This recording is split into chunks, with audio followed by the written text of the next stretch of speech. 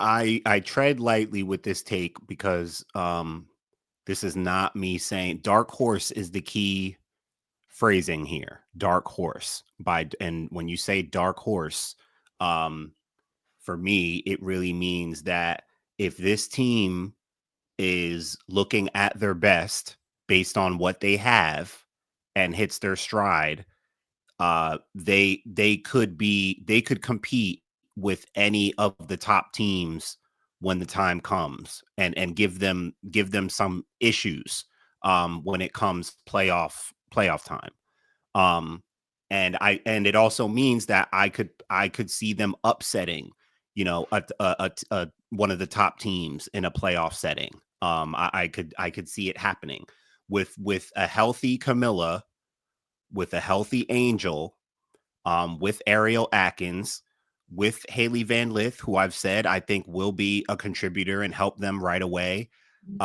With Courtney Vandersloot in there, I think Chicago is another example of a team that is going to look totally different from how they looked last year. New head coach Tyler Marsh. Only have seen bits and pieces of them so far from preseason, but the one thing I saw that has me very encouraged is Angel Reese pushing the basketball on rebounds, not just outletting to a point guard, but like bringing the ball up herself, which she can do. She's a good ball handler and a good playmaker, and I think already you're seeing that's something that Tyler Marsh is encouraging from her, that wasn't as encouraged before, which is push the ball, be a guard, be a playmaker. You push the ball. You don't have to just hand it off to a point guard. You push. That makes us more versatile. That clip that you posted, Marcus, of the spin move that she had and scored, that was off of her pushing the ball herself. I don't know if she got the rebound or not, but I know she advanced it, she pushed it, and then she went right in to score. So I think her versatility is going to be on display more in Angel. And I just think that guard room, with the experience, the craftiness of Vandersloot, with Hailey Van Lith being a young option, with Ariel Atkins in there, I think they just have more of an ability on offense. I think Tyler Marsh is going to try to hang on to and sustain some of their defensive toughness and grit. And I think, look, if they're hitting that magic number at 80, which I'd have to check, but I feel like last year they were probably hovering around 80. I don't think they were well over 80 points a game last year. I want to say they were in the high 70s, but I think they'll be a little bit better offensively, probably about the same defensively. But the key is Kamilla and Angel being fully healthy. They didn't have a fully healthy season together last year. In year two, both of them fully healthy, with these new guards, with Rebecca Allen in there, with a couple veterans they've added. I just think they have a more complete team. I think they have a better chance. It really is a lot on Angel to just be that much better in year two. I think that she is their best player, their most important player. And so she does have to take a leap. And again, I'm not saying that I'm not picking them to win the finals. I'm not saying that dark horse finals contenders. So like even contender is a key word there, because I'm saying they could be a dark horse to possibly contend to maybe get to the finals. So that's not me saying that I think it's not my sleeper pick for the finals. It's a dark horse. It's if this team is healthy with what they have, come playoff time, come September, they could be a legit team to have to worry about for any of the top teams, because Angel and Kamilla healthy on their own is one of the toughest front courts that you're going to have to face. And I think it's going to be interesting to see how they look under Tyler Marsh versus last year under Teresa Weatherspoon. I think they have some better guards, little more experience, little more shooting. And I think they're a little more complete this year. So I think Angel and Kamilla, these two right here, if they're healthy and they're out there in year two, that makes Chicago that much tougher to deal with this year. I think the Chicago Sky are going to have a great season this year. I actually can't wait to get nefarious on the internet about it. A lot of activity in the comments here before I respond. Let's see. Ghost of Growlis says Chicago about to get that new Pope bump. Sky future very bright. If you don't know, the new Pope is from Chicago. Tulip Place says, sorry, but they could have had Citron on a 4-year minimum deal. Atkins has not impressed the past 6 months on a max year. So here's the thing. I I don't.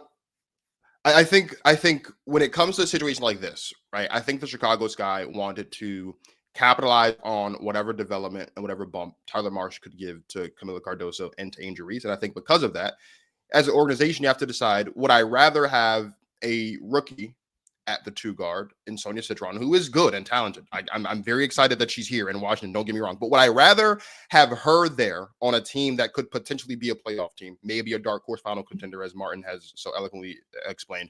Or would I rather have a player in Ariel Atkins, who is the only player to have been on an all-defensive team the first 7 years of her career, who is a two-way threat, as Martin mentioned in the clip, and she's also a champion. Yeah. Right. She's also she has the ability to do pretty much anything that you could ask a guard to do. If you need her to go out there and guard the opposing team's best perimeter defender or best perimeter player, she can do that. If you need her to, fill in for Sloot, if Sloot is hurt or injured or something like that, to, take over some of the playmaking responsibility. She did a lot of that in DC last season. If you need her to just go out there and just get a bucket, she can do that too, on the ball or off the ball. So I think, I understand, right, with how much talent, it would have been very exciting to see Sonia Citron and Angel Reese and Kamilla Cardoso on the same roster. I 100% agree with you there. But the Sky are also trying to be competitive. And think about it, too. If the Sky make the playoffs, the only reason why Ariel Atkins signed a 1-year deal, it's not because she's not committed to Chicago. It's because there's a new CBA coming up in 2026. Every major free agent signed a 1-year deal because they wanted to be up for new contracts to get more money next season. So I don't want us to put too much stock into a max deal for 1 year, because if you look across all the free agent signings this season, all of them were 1-year deals because of the new CBA. I think if the new CBA wasn't right around the corner, I think Ariel Atkins would have signed for a little bit longer, because I think she wants to be in Chicago. And me personally, I'm not saying she had a no trade clause or anything like that, but I will say this. To be the longest tenured player on the Washington Mystics roster, I don't think the Mystics would have traded her without at least getting her input and getting some thoughts on to maybe where she would have wanted to go. Now, I don't have any intel or any source that lets me know that. That's just based on what I know about Ariel Atkins, based on what I know about the Washington Mystics. That's what I would assume, right, is that she had some type of say. And I do think that maybe it's possible that she picked to go to Chicago. So I don't think that's too much of a big deal as far as comparing contracts and youth and things of that nature. Chicago Cheetah said, I really like the trade to get Ariel Atkins. That told me Chicago is serious about winning. Absolutely. Came back in and just let you know it was 77. I was going to tell you. Thank you. Yeah. For I was going to tell you me. it was 77 points per game last season. Yeah. Angel been in the lab working on her jump shot. Let me tell you something. Let me tell you something. Jesus. Angel Reese pulled out a post fade this season, bro. It's gonna get real nefarious on the internet. I'm gonna keep saying it until it happens. I'm gonna keep saying it until it happens. Yeah, we're getting so close. She's been working on the mid-range game. The underhand scoop layups are gone. Thank you, Lisa Leslie. She's got Angel Reese. It's coming. I don't want to burst your bubble here, but I just having a feel for Angel's game and what it is and what it's not. I have a feeling that it might happen, and I don't think this will bother you, but I think it might happen by accident. I don't think it's going to be an intentional accident, 1 foot accident. I don't care. I don't care how it happens. I don't care how it happens. It could be one of those Jokic little things that she just throws it up at the end of the shot clock. I don't care how it happens. Even that is more graceful than what I think Angels would look like, unless it's intentional, unless she really, because listen, let's just get her catching and shooting first. You're talking about post fades. Let's just see some consistent catch and shoot face up stuff. First. A man can dream. They are a dark horse to definitely get to the finals and maybe potentially win it, given the matchup. Hey, man. Matchups are everything. Matchups matter. Matchups are everything. And again, I just think healthy Angel, healthy Kamilla, those new guards. I hear the Citron thing, but as I've said many times on the show, unless it was Olivia Miles, I don't think there's one rookie that really would have been that game-changing and that necessary for Chicago and that roster. And once she was off, I can't even remember exactly if she was off the table already. No, they made the trade before Olivia had even announced. So we assumed that they had some intel that she may not be coming out, because I felt like that was their biggest. That was who they needed.